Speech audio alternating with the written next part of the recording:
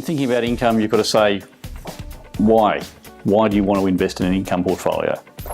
Now, we've had a long period of low interest rates. We've seen a bit of a reversal over the last 12 months, and that's been because we've been seeing higher growth rates. That suggests perhaps inflation rises, which means that interest rates generally will tend to be higher. The US in particular is seeing some interest rate rises, and that's driving the rest of the world. Government debt remains extremely high in pretty much all economies. Personal debt is actually not that low either in many cases. That by itself suggests that interest rates have to remain low in order for everybody to pay back what they already owe. Inflation seems unlikely to rise very strongly. We've got a demographic change, consumption habits are changing and our borrowing habits are changing.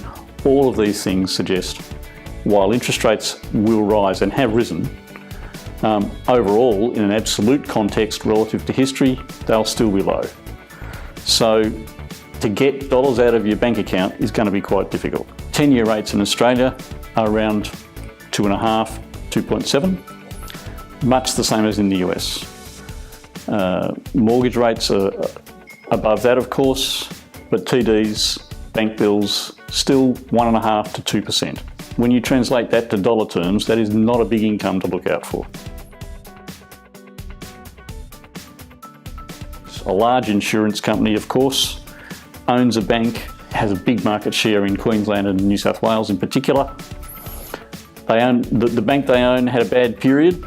It's been restructured over the last 5 years, now looking at a higher level of accreditation from the RBA, and therefore there will be a release of capital in the next 18 months or so as that accreditation is put in place. That'll enhance the yield. It's already delivering an above market yield.